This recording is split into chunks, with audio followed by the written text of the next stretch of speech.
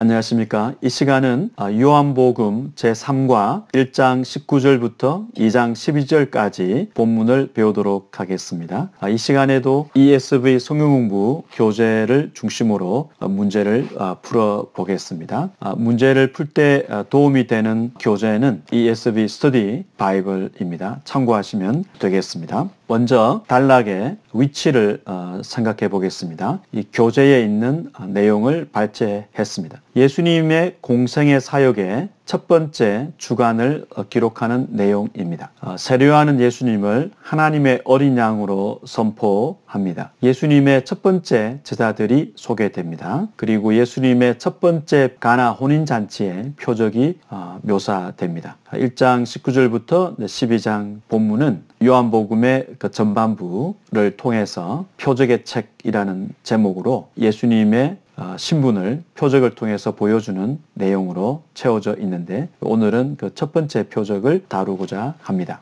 이 책의 큰 그림은 1장 19절부터 2장 11절, 이 본문은 예수님이 세상 죄를 지고 가는 하나님의 어린 양이라는 사실과 또 제자들을 부르시고 예수님이 표적을 행하시는 모습을 보여주고 있습니다. 첫 번째 문제입니다. 일부 세례요한의 증은 1장 19절에서 34절까지 1번 바리새인들은 세례요한에게 전령을 보내 물었습니다. 내가 누구냐? 여기서 세례요한이 스스로 아니라고 부정하는 새 인물은 누구입니까? 바리새인들의 질문에 대해서 세례요한은 23절에서 어떻게 답변하고 있습니까?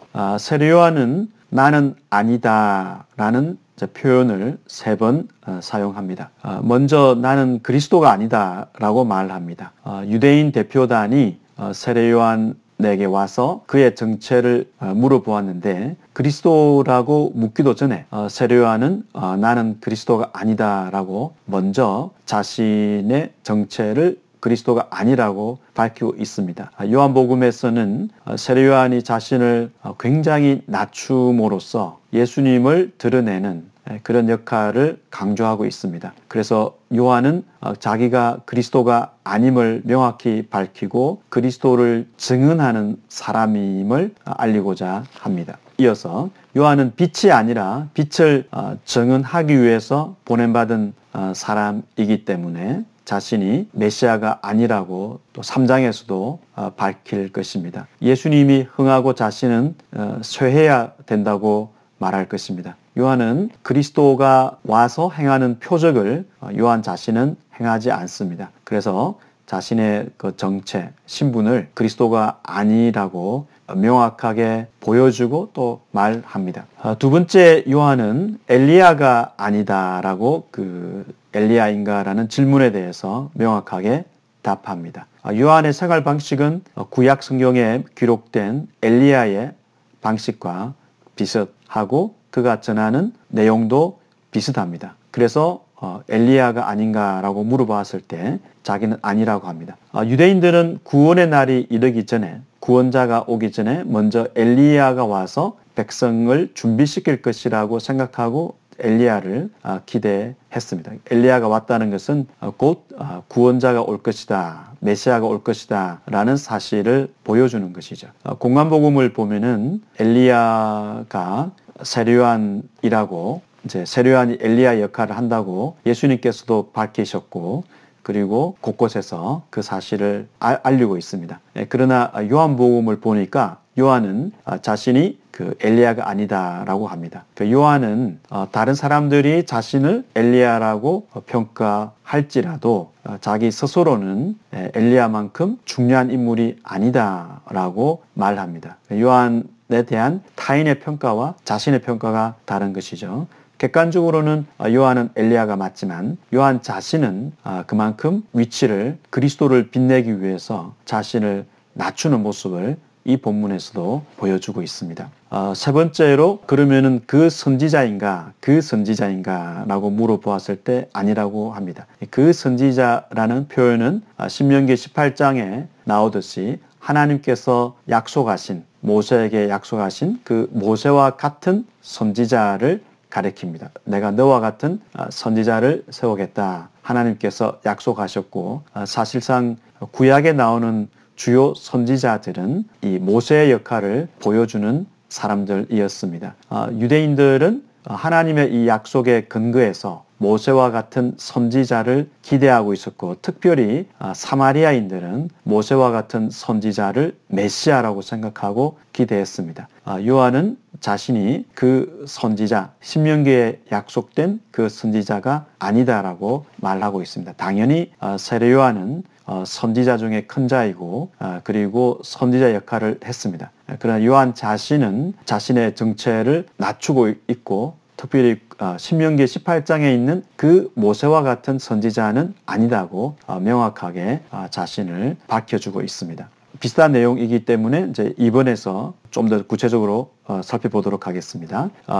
23절에서 세례 요한은 이사야 선지자의 말씀으로 자기 신분을 드러냅니다. 이사야 40장 1절에서 5절을 읽어보십시오. 세례 요한이 말하는 자신과 예수님은 각각 어떤 인물입니까? 요한이 말하는 자신과 또 요한이 말하는 예수님은 어떤 분인가? 1장 23절입니다.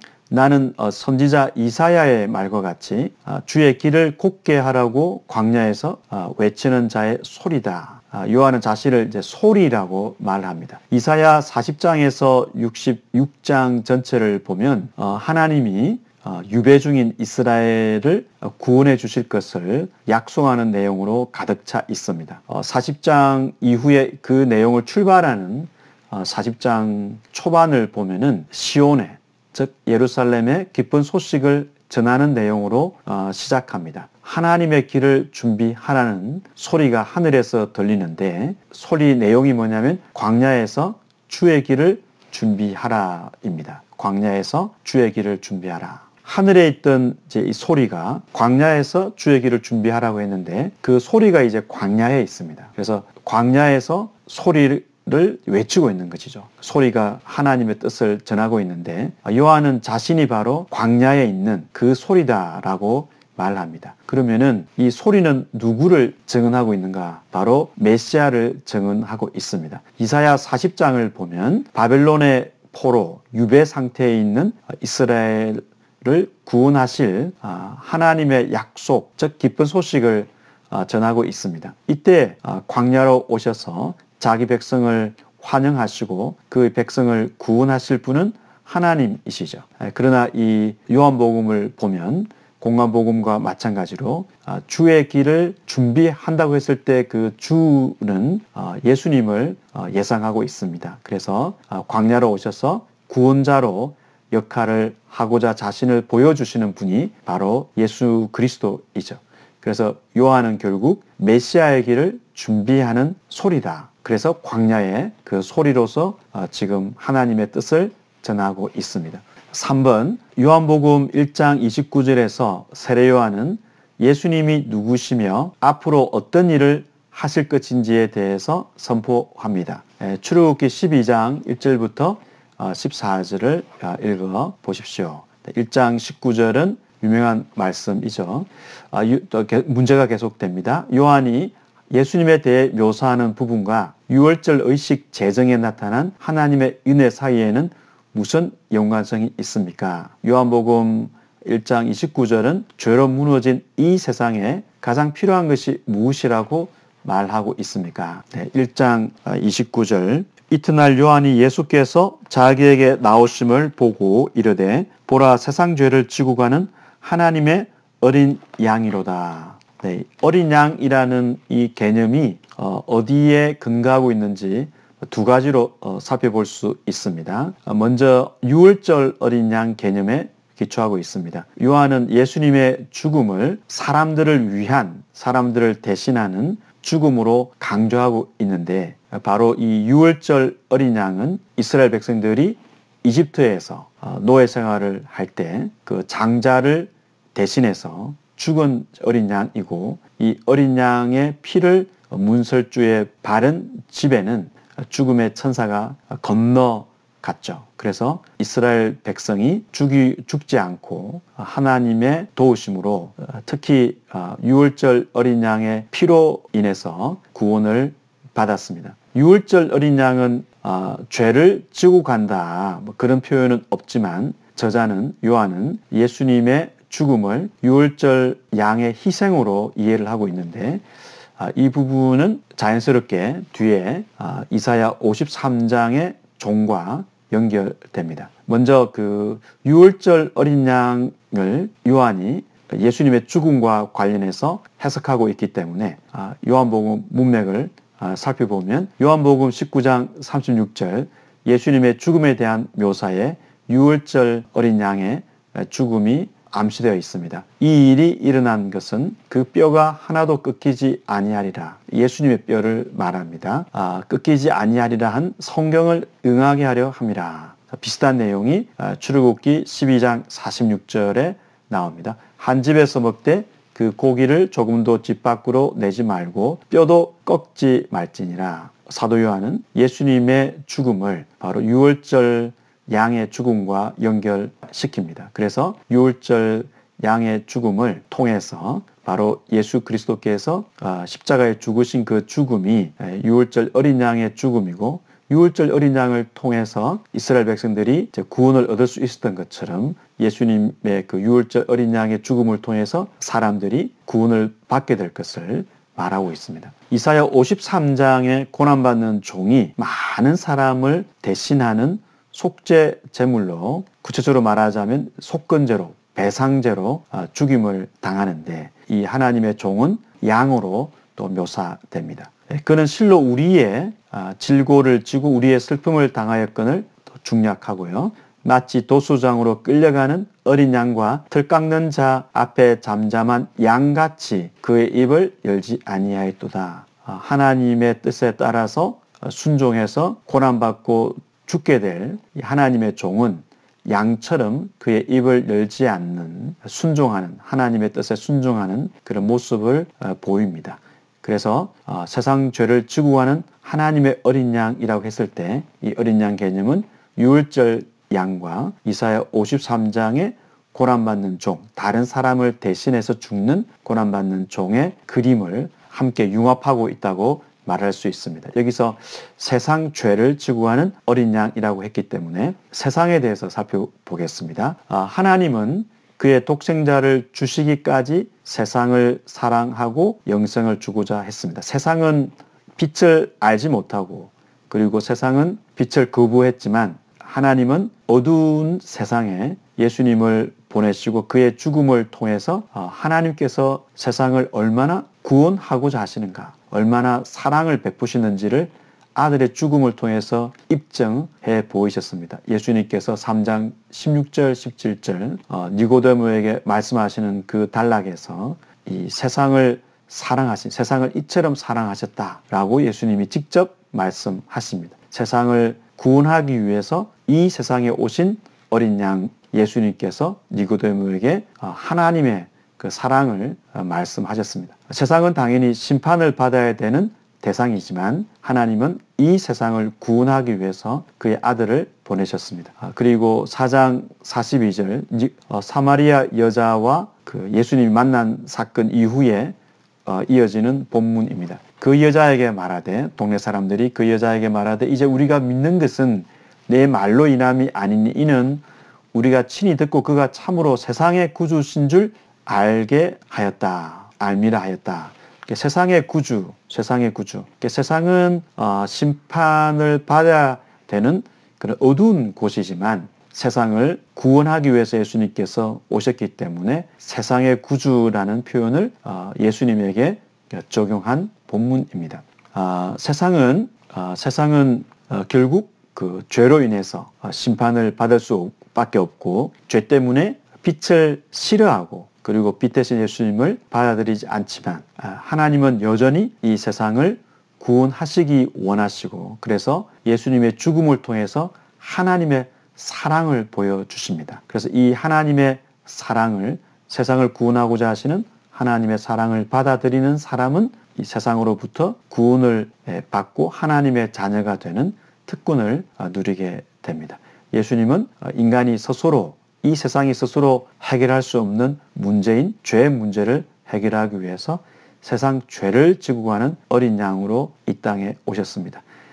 세상 죄를 지고 가시는 어린 양이 죄를 제거하는 도구가 됨으로써 우리의 죄가 해결받고 그리고 이 세상의 어두운 문제가 해결받을 수 있습니다. 그래서 예수님은 세상의 구주로 이 땅에 오셨고 세상 죄를 지고 가는 어린 양으로 이 땅에 보냄을 받았습니다. 요한은 예수님을 세상 죄를 지고 가는 하나님의 어린 양이라고 선포함으로써 어린 양을 통해서 하나님의 백성이 해방을 얻었던 것처럼 출애굽을 경험했던 것처럼 이 어린 양 예수를 통해서 속박 가운데 있는 특히 죄의 속박 가운데 있는 모든 사람들 어떤 사람이라도 하나님의 이 사랑을 영접함으로써 그런 문제에서 해결받을 수 있습니다. 4번 요한이 백성들에게 주었던 세례와 예수님이 주려고 오신 세례의 차이를 설명해 보십시오. 네, 요한복음 1장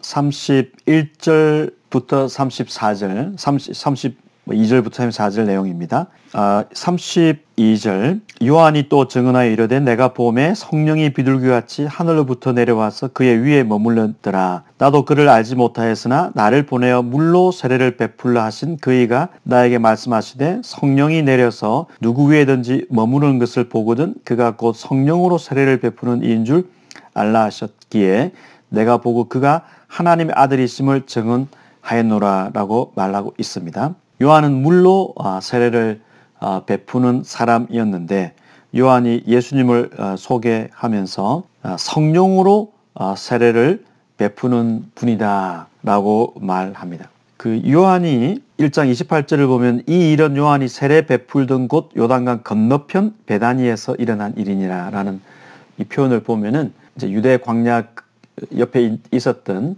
그 요단강이 이제 건너편 이스라엘을 볼 때 동쪽에 있는 곳이죠. 베다니가. 그래서 동쪽에서 이제 세례를 주었고 이 장면은 과거 이스라엘 백성이 요단강을 건너서 약속의 땅으로 넘어올 때 요단강을 건너서 동쪽에서 서쪽으로 왔습니다. 그래서 강을 건넌다라는 것은 과거의 속박과 어떤 굴종의 그 삶을 청산하고 말하자면 이제 회개하거나 씻고 새로운 땅으로 들어가는 것을 구원의 영역으로 들어가는 것을 의미하죠.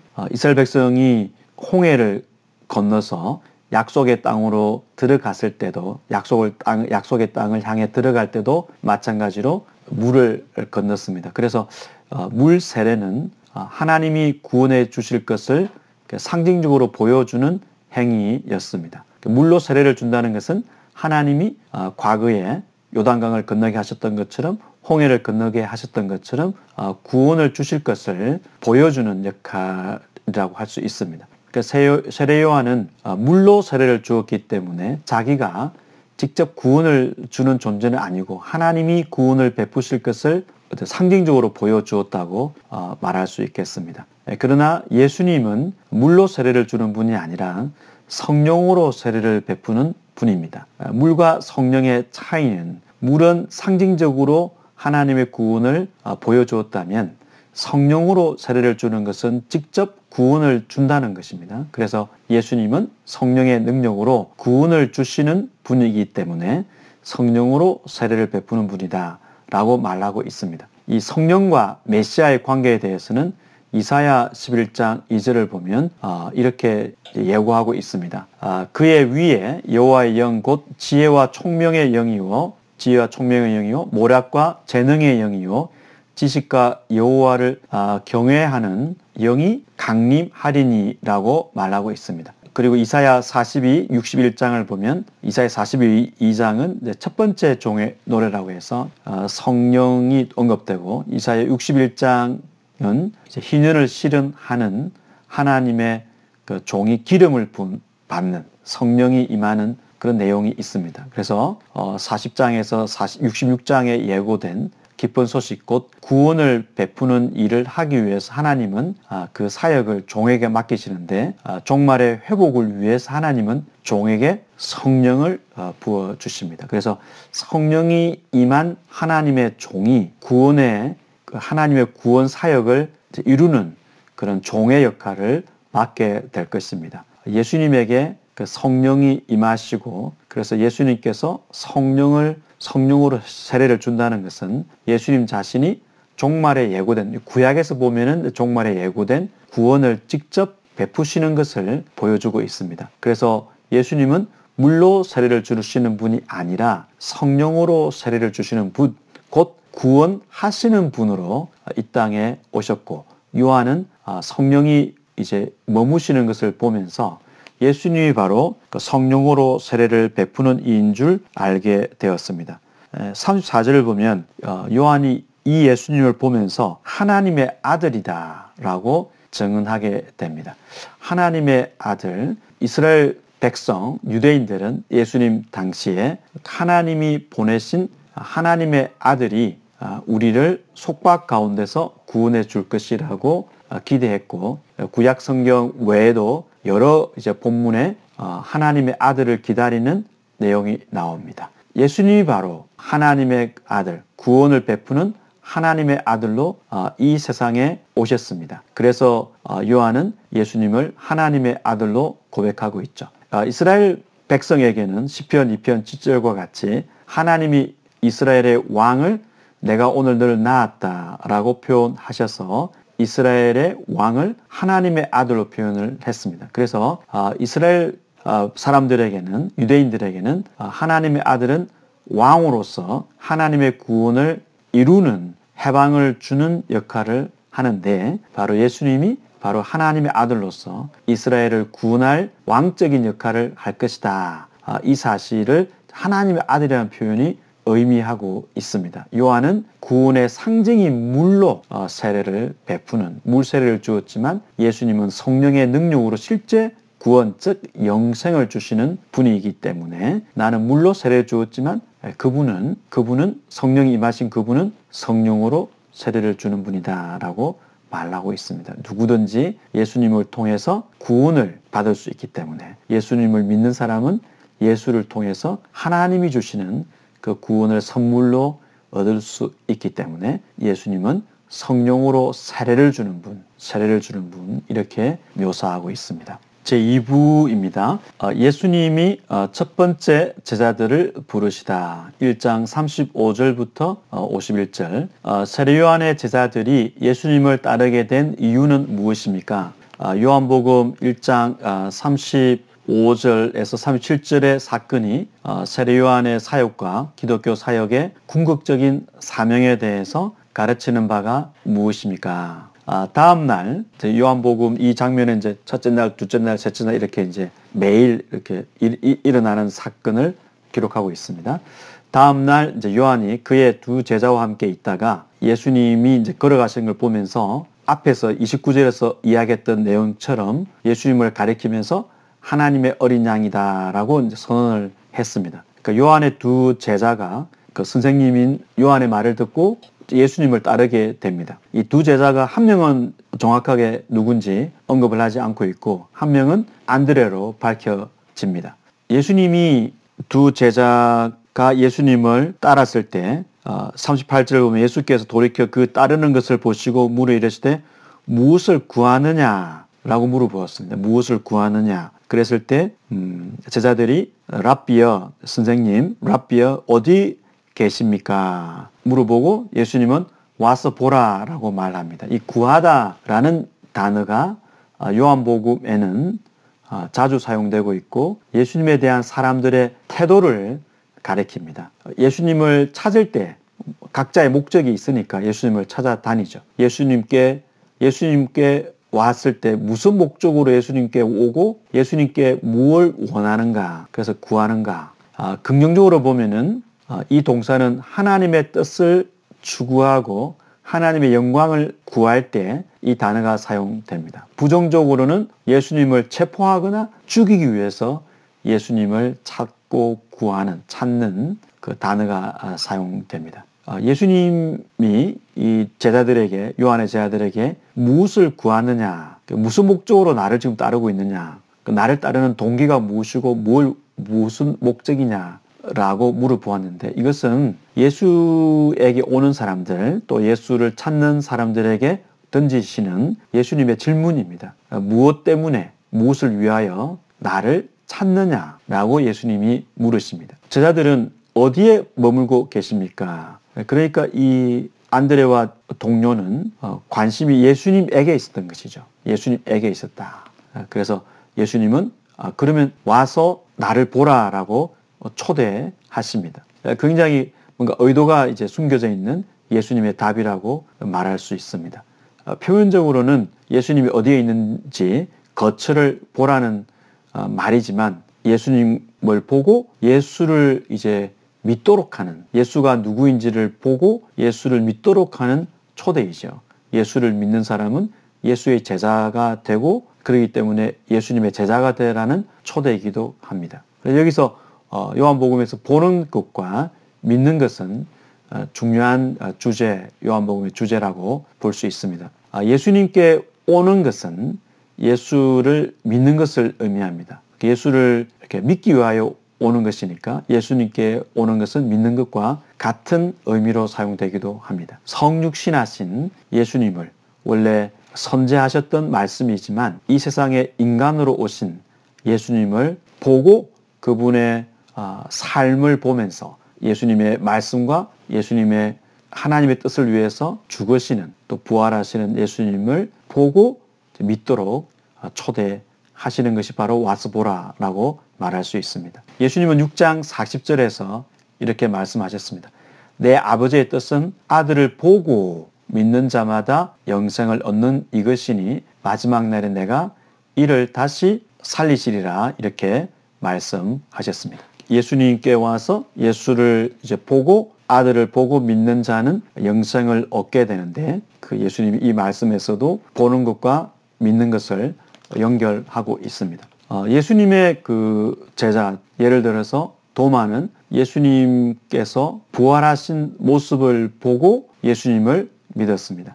표적도 예수님이 행하시는 이 표적을 보고 예수를 믿도록 하는 목적이 있죠. 그런데 이제 첫 번째 목격자들이 죽고 나서 그 이후의 사람들은 예수님을 보고 믿는 것이 아니라 예수님에 대한 증언을 듣고 예수를 믿는 것이죠. 첫 번째 이 예수님의 제자들, 목격자들은 예수님의 성육신을 보고 예수님이 세상의 죄를 지고 가는 하나님의 어린 양이심을 믿게 되었습니다. 그래서 예수님께 오는 목적은 무엇이어야 하는가? 예수님을 믿는 것이다. 예수님을 믿고 영생을 얻는 것이 예수님을 찾는 목적이어야 함을 예수님께서 말씀하고 있습니다. 2번 문제입니다. 예수님을 따르고자 하는 세례 요한을 떠났던 안드레는 자신의 형제 베드로에게 우리가 메시아 곧 그리스도를 만났다고 외쳤습니다. 구약은 오실 왕 또는 기름 부음 받은 자에 대해 반복해서 말하고 있습니다. 이사야 9장 6, 7절은 이러한 기대들을 잘 요약하고 있습니다. 구약의 이 본문은 메시아에 대해 어떤 기대를 갖게 해주는가? 먼저 문제에 있는 이 이사야 9장 6, 7절 이는 한 아기가 우리에게 낳고 한 아들을 우리에게 주신 바 되었는데 그의 어깨에는 정사를 메었고 그의 이름은 기묘자다, 묘사라, 전능하신 하나님이라, 영존하시는 아버지라, 평강의 왕이라 할 것임이라. 이러한 내용입니다. 이 본문을 참고하시면 되겠습니다. 지금 예수님을 따른 이제 두 제자 중에 한 명인 안드레가 예수님을 보러 갔다가 예수님과 함께 있다 보니까 예수님을 메시아로 믿게 되었습니다. 그래서 자기 친형제 시몬 베드로에게, 그때는 이제 시몬에게 가서 자기가 메시아를 만났다라고 말하는데, 이제 헬라 히브리어 또는 아람의 칭호로 보이는 메시아에 좀 덜 익숙한 헬라 독자들을 위해서 좀 그리스도로 번역을 해주고 있습니다. 즉 메시아 또는 그리스도는 기름 부음 받은 자라는 뜻이죠. 기름 부음 받은 자, 즉 임명받은 자, 하나님이 임명하신 자는 구약에서 왕, 대제사장, 선지자입니다. 예수님은 특별히 구원을 하기 위해서 오셨기 때문에 구원을 하는 역할은 이제 주로 왕이 하니까 왕으로 오신 분이다. 그런 면에서 예수님은 기름 부으신, 임명받으신 분, 왕, 그래서 기름 부음 받은 자, 메시아, 그리스도라고 불립니다. 그래서 안드레는 예수님을 그런 메시아다, 우리가 기다리던 하나님이 임명하신 왕으로 이 땅에 오신 분이라고 고백하고 있습니다. 지금 이 전체 흐름을 보면은 계속해서 증언을 강조하고 있는데 세례 요한이 예수님을 하나님의 어린 양으로 증언했고 또 그 증언을 듣고 예수님을 따르다가 예수님을 보고 예수님과 함께 있음으로써 예수를 믿게 된 메시아로 믿게 된 안드레는 그의 형제에게 증언하죠. 예수님을. 그래서 목격자는 예수님을 목격하고 나서 증언을 하게 되는데 이 전체 흐름 속에서 계속 그 증언의 중요성을 강조하고 있습니다. 다음 문제입니다. 3번 요한복음 1장 35절에서 51절에서 예수님은 5명의 제자들을 처음으로 부르십니다. 이 제자들이 예수님을 만나서 주님을 알아가는 동안 예수님에 대해 각기 다른 방식으로 표현합니다. 이렇게 증언하는 것이죠. 문제가 이어집니다. 제자들이 고백한 예수님에 대한 다양한 호칭과 표현을 찾아서 말해 보십시오. 각 선언이 지닌 중요한 의미는 무엇입니까? 이러한 표현은 우리가 예수님의 신분과 사역을 더 깊이 이해하도록 도와줍니다. 설명해 보십시오. 이제 예수님을 직접 경험하면서 빌립이 이제 나다나엘에게 증언합니다. 빌립이 나다나엘에게 말하기를 모세가 율법에 기록한 그분을 만났다라고 말합니다. 계속 이제 요한복음에는 예수님의 신분을 정체를 신명기 18장 18절에 기록된 모세와 같은 선지자를 이제 언급하고 있습니다. 너와 같은 선지자 하나를 그들을 위하여 일으키고 그래서 모세와 같은 선지자 바로 예수님이 그분이다 라고 이제 말합니다. 지금 이에 대해서 나다나엘이 어떻게 반응합니까? 나다나엘은 이제 나사렛에서 무슨 선한 것이 날 수 있는가? 이제 빌립이 예수님을 소개하면서 요셉의 아들 나사렛 예수다라고 이제 이건 역사적 사실이죠. 역사적 사실. 예수라는 이름이 당시에 상당히 흔했기 때문에 이 예수는 나사렛 예수다라고 그 아버지의 이름까지 언급하고 있습니다. 그런데 이제 메시아가 나기에는 나사렛이라는 동네가 그렇게 명망이 있는 그런 곳이 아니었기 때문에 나다나엘이 수용하기 힘들었습니다. 그러나 역사적으로 보면 예수님은 베들레헴에서 다윗의 아들로 태어나셨고 그리고 나사렛에서 활동하시는데 마태복음은 예수님이 나사렛에서 활동하신 것이 예언에 따른 것이다. 선지자들의 예언에 따른 것이라고 말했습니다. 지금 나다나엘은 당장은 지금 예수님이 나사렛 예수이고 그가 나사렛 출신이라는 것이 메시아와 관련이 없다고 생각하지만 예수님을 그도 만나면서 바로 나사렛 예수라는 의미가 정말 하나님께서 보내신 메시아라는 사실로 받아들이게 됩니다. 나다나엘이 대답하되 예수님의 초대를 받고 나서 당신은 하나님의 아들이시요 당신은 이스라엘의 임금입니다. 예수께서 대답하여 이르시되 내가 너를 무화과 나무 아래서 보았다므로 믿느냐 이보다 더 큰 일을 보리라.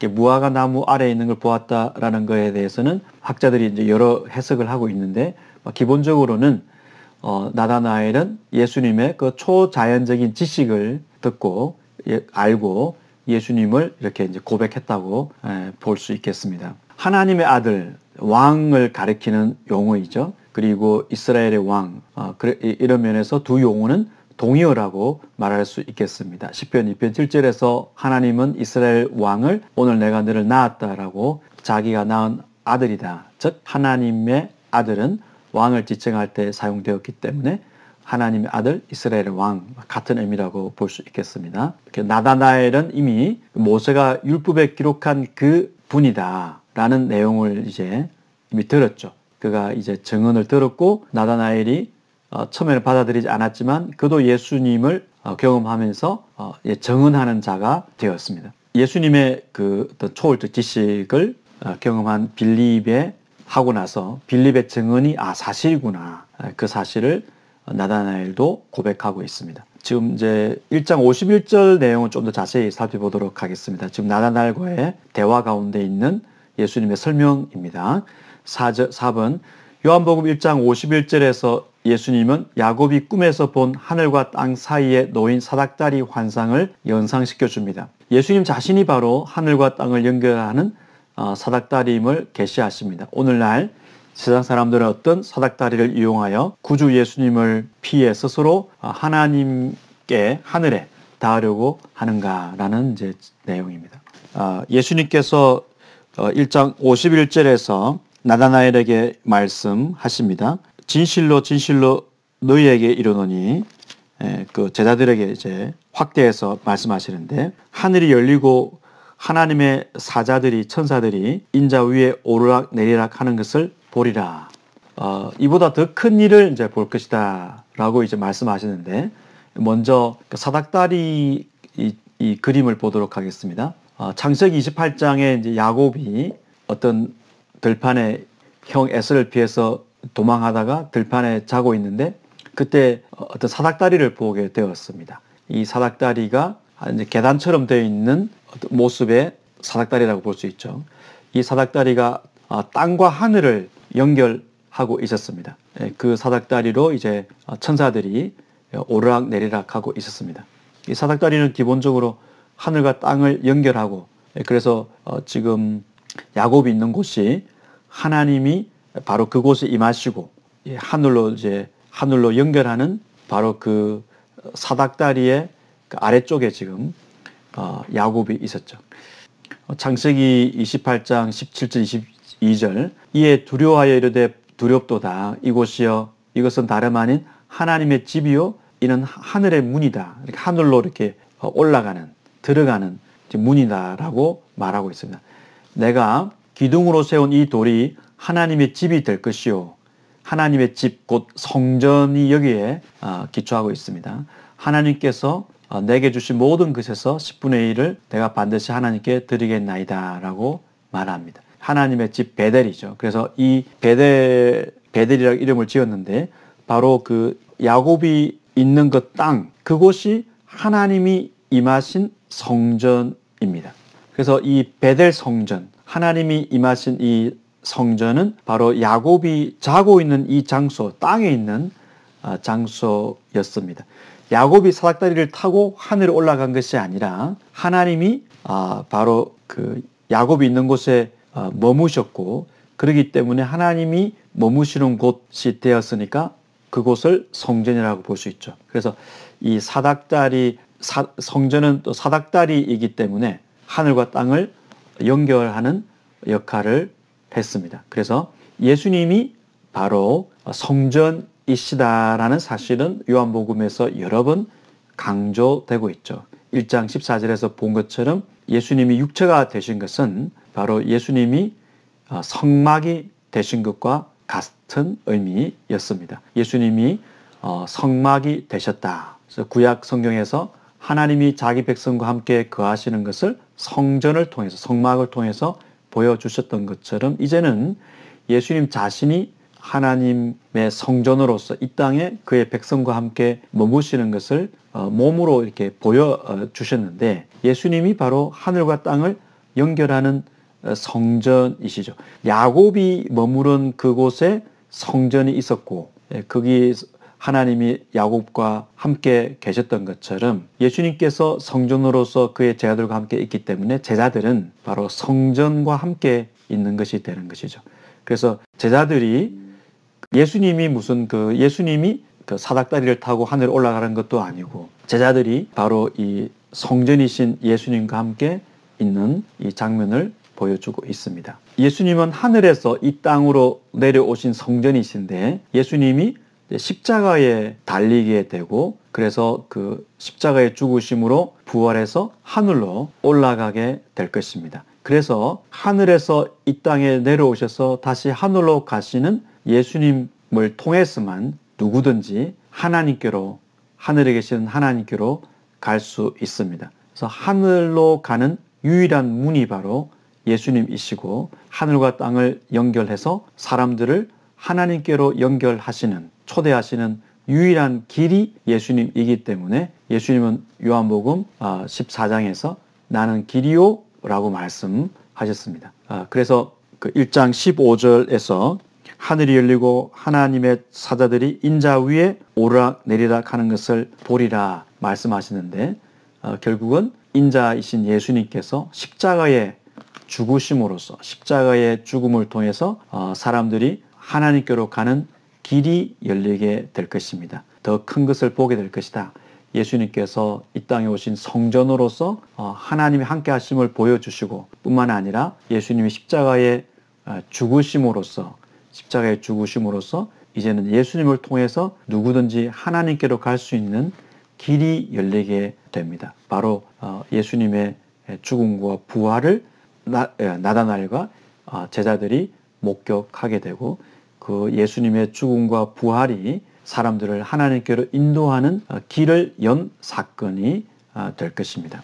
그래서 이 본문을 통해서 예수님은 예수님 자신을 통해서만 이 땅에서 하나님께로 갈 수 있는 길이 열리고 그리고 그 길을 여시기 위해서 예수님께서 십자가에 죽고 부활하실 것을 암시하시고 있습니다. 누구든지 이 땅에서 사닥다리가 되신 즉 야곱이 하나님의 임재를 경험했던 것처럼 또 제자들이 그들 가운데 성전으로 임재하신 예수님을 경험하고 영생을 누렸던 것처럼 이 세상에 누구든지 이 땅에 육체로 오신 곧 성전으로 오신 사닥다리로 오신 예수를 믿음으로써 하나님께 가는 그 구원의 길을 얻게 됩니다. 이제 1장 19절부터 51절 전체 주제를 한번 생각해 보면 조금 전에 말씀드린 것처럼 예수님에 대한 증언이라고 말할 수 있겠습니다. 무엇을 증언해야 되는가? 예수를 먼저 이제 목격을 해야 되겠죠. 와서 예수가 누구인지를 보게 되면은 예수님을 통해서 영생을 얻게 되고 그러면은 이제 예수님이 누구신가를 증언하게 됩니다. 하나님이 보내신 메시아는 세상에 배척을 받았지만 세상 죄를 지고 하는 하나님의 어린 양이시고 희생하시는 하나님의 종이시고 성육신이 대신 성육신하신 이 아들을 통해서 성자를 통해서 누구든지 구원을 얻을 수 있는데 바로 무엇을 증언해야 되는가? 누구를 증언해야 되는가? 바로 우리를 위해서 세상의 죄를 지고 가기 위해서 이 땅에 오신 예수님을 증언해야 됨을 본문에서 세례요한부터 그의 제자들의 모습을 통해서 보여주고 있습니다. 3부 예수님이 첫 표적을 행하시다. 2장 1절부터 11절 1번 문제입니다. 예수님의 첫 표적은 물을 포도주로 만드는 것이었습니다. 이것은 혼인잔치가 예정보다 일찍 막을 내릴 뻔했던 불상사를 막아주는 기적이었습니다. 예수님의 첫 기적이 잔치를 지속하게 하는 일이었다는 점을 상기할 때 예수님이 오신 궁극적인 목적은 결국 무엇이라고 말할 수 있겠습니까? 네, 첫 표적, 이제 표적의 책의 첫 표적의 첫 번째 이 단어는 시작이나 토대를 말합니다. 그래서 가나에서 일어난 첫 번째 표적은 앞으로 나타날 모든 표적의 기본적인 방식 패턴을 예고하고 있습니다. 요한복음에서 표적이라는 것은 예수를 메시아로 곧 하나님의 아들로 가리키는 목적으로 주어지는 것입니다. 표적은 포도주가 떨어지지 않는 연회가 되게 하신 그 예수님의 표적, 이 표적은 첫 번째 표적으로서 결국은 예수님이 누구신가 질적으로 최고이면서 다함이 없는 그러한 그 포도주를 제공하신 것처럼 예수님은 참 포도나무이셔서 참 포도주를 제공하실 수 있는 분으로서 이 예수를 믿는 사람은 누구든지 영생, 풍성한 생명을 누릴 수 있음을 보여주고 있습니다. 바로 그 생명을 줄 수 있는 분이 예수님이고 예수님을 통해서 이 포도주가 떨어지지 않는 연회를 경험하는 것처럼 예수를 통해서 그러한 풍성한 생명을 얻을 수 있음을 예고하는 사건이 바로 첫 표적이라고 말할 수 있고 앞으로의 표적도 바로 이 예수님이 우리 가운데 풍성한 생명을 주시는 분이심을 알려주고자 하는 목적으로 표적이 주어지는 것을 우리가 예상할 수 있습니다. 10장 10절에서 예수님은 말씀하셨습니다. 양으로 생명을 얻고 더 풍성히 얻게 하려는 것이다. 예수님이 이 땅에 오신 목적입니다. 하나님의 아들이 제공하는 이 은혜는 옛 언약에서 구약의 모세를 통해서 하나님이 은혜를 주셨지만 그 은혜를 훨씬 능가하는 하나님이 직접 인간이 되어서 인간을 위해 희생하시고 죽으심으로써 선사하시는 그런 풍성한 은혜입니다. 그래서 옛 언약이 제공하는 은혜를 훨씬 능가하는 은혜, 풍성한 은혜이기 때문에 예수님을 통해서 주시는 풍성한 은혜를 강조하기 위해서 첫 번째 표적을 예수님은 가나의 혼인잔치 자리에서 보여주셨습니다. 이번 요한복음 2장 11절에 따르면 예수님이 이 첫 번째 표적을 행하신 이유는 무엇입니까? 이 표적이 가져온 효과는 무엇이었습니까? 예수께서 이 첫 표적을 갈릴리 가나에서 행하여 그의 영광을 나타내심에 사람 제자들이 그를 믿으니라 이렇게 믿도록 하는데 이 표적의 목적이 있습니다. 그의 영광을 나타내셨다. 2장 11절 예수께서 이 첫 표적을 갈릴리 가나에서 행하여 그의 영광을 나타내셨다라고 말하고 있습니다. 영광은 우리가 일과에서 살펴본 것처럼 구약에서 하나님의 존재와 속성을 보여주는 현상이죠. 그래서 하나님의 속성이 드러날 때 하나님의 영광을 보았다 이렇게 말합니다. 그래서 예수님을 통해서 하나님의 속성이 성품이 드러나게 될 때 우리는 독생자의 영광을 통해서 하나님의 영광을 보았다라고 말할 수 있겠습니다. 7 표적이 요한복음에 전개되고 있는데 이 첫 표적과 7번째 표적에 공통으로 나오는 단어가 영광입니다. 이 영광을 언급하면서 이제 7번째 표적은 이제 부활과 이렇게 영광을 연결하고 있습니다. 2장 11절에서 그가 영광을 나타내셨다라고 했는데 11장 40절 예수님께서 나사로를 살리신 사건에 대해서 내가 믿으면 하나님의 영광을 볼 것이다 라고 예수님이 말씀하십니다.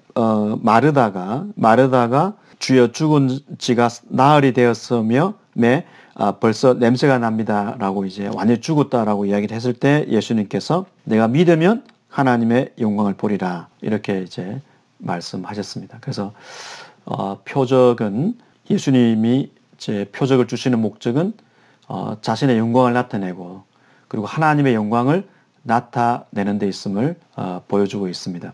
그래서 죽은 나사로를 살리신 사건은 그 메시아의 영광을 드러낼 뿐만 아니라 하나님의 영광을 나타내는 것이다. 그래서 40절을 보면 하나님의 영광을 보리라 이렇게 예수님께서 말씀하십니다.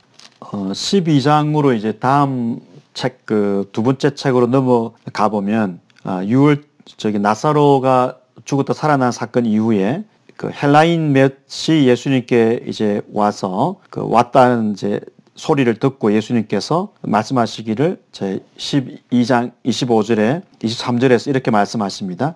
인자가 영광을 얻을 때가 왔다라고 말씀하시면서 자신의 죽음과 영광을 연결하고 있습니다. 예수님이 내가 진실로 너에게 이르노니 하늘의 밀이 땅에 떨어져 죽지 아니하면 하늘 그대로 있고 죽으면 많은 열매를 맺느니라 라고 예수님께 자기의 죽음을 예고하시면서 이어지는 본문에서 28절 아버지여 아버지의 이름을 영광스럽게 하옵소서 라고 이제 말씀하십니다. 그래서 예수님께서는 이 나사로가 죽었다가 살아나는 이 사건을 통해서 하나님의 영광을 드러내고자 하셨습니다. 정리해 보면은 7개 표적에서 첫 번째와 7번째를 그 영광이라는 단어로 이렇게 수미상관으로 연결함으로써 표적의 목적이 하나님께 영광을 돌리는 것으로 말하고 있습니다. 그리고 마찬가지로 예수님 자신이 이 표적을 통해서 자신의 영광을 나타내고자 하셨습니다. 예수님이 누구신가? 예수님의 그 속성, 예수님의 그 성품을 드러내고자 하시는 그런 목적으로 곧 이것은 하나님의 존재와 성품을 속성을 드러내고자 하는 목적으로 예수님께서 표적을 보여주셨는데 이 첫 번째 표적이 갈릴리 가나 혼인 잔치집에서 주어짐으로써 하나님께서 예수님을 통해서 이 세상에 주시는 은혜가 성육신의 은혜가 모세율법에 나타난 은혜를 훨씬 능가하고 심지어 대체하는 그런 그 은혜라는 사실을 암시하고 있습니다. 그래서 예수님을 통해서 오시는 구약에서는 이제 구약에서 종말에 올 것이라고 그렇게 기대했던 그 복을 예수님께서 주로 오시는 분임을 첫 번째 표적을 통해서 보여주고 있고, 마치 율법의 어떤 정결 규례에 따라서 음식을 먹기 전에 그 이제 손을 씻기 위해서 그 당시에 유대인들이 항아리를 준비했듯이, 그러나 그 물을 포도주가 대체하는 것처럼 예수님이 주시는 은혜가 훨씬 더 구약의 은혜를 능가함을 예수님의 첫 번째 표적이 보여주고 있습니다. 예수님의 영광은 나의 때 곧 그 십자가에서 수치 가운데 죽으시는 사건을 통해서 드러나게 됩니다. 성육신의 절정은 십자가 사건, 곧 예수님이 영광을 받으시는 때인데, 바로 예수님 십자가에 죽으시고 부활하심으로써 그를 믿는 자들에게 풍성한 생명을 주시게 됩니다.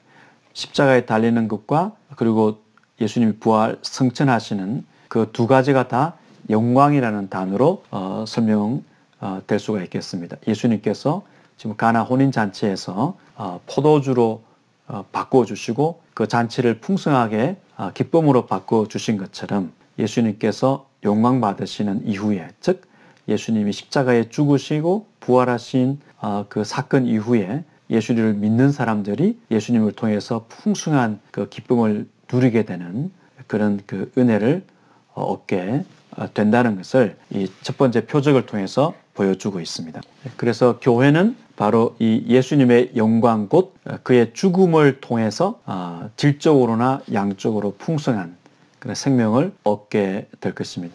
예수님께서 세상 죄를 지고 가는 하나님의 어린 양이라는 말을 들었는데, 바로 예수님이 세상 죄를 지고 가시기 위해서 십자가에 죽으시고 부활하셔야 되고, 그 예수님의 길을 영광을 통해서 죽음과 부활을 통해서 그를 믿는 자들에게 실제로 그런 풍성한 은혜를, 생명을 주시기 때문에 그를 또 믿는 사람들은 요한이나 예수님의 제자들처럼 예수님이 누군가를 전하는 또 증인이 될 수 있습니다. 오늘 이 시간에는 이제 요한복음 1장 19절부터 2장 11절까지 첫 목격자들의 증언과 또 예수님이 보여주신 첫 번째 표적을 중심으로 살펴보았습니다. 세상 죄를 지고 가시는 하나님의 어린 양, 그리고 이 땅에 우리 가운데 성전으로서 야곱의 사닥다리로서 임하신 예수님을 통해서 누리는 그 은혜는 바로 가나의 혼인잔치의 풍성함을 누렸던 사람들이 경험했던, 특히 그의 제자들이 예수를 믿었던 그 장면처럼 예수의 죽으심과 또 예수님께서 우리의 가운데 임하시는 그 임마누엘을 통해서 우리가 예수님을 믿게 되고, 또 예수님을 믿음으로써 얻게 되는 그 풍성한 은혜를 고백하게 됩니다. 이 예수님이 바로 우리가 누려야 되는 진정한 목적, 특히 예수님을 찾는 목적이 되어야 되고, 이 예수를 통해서 풍성한 은혜가 가득하기를 소망합니다. 여러분 수고 많이 하셨습니다.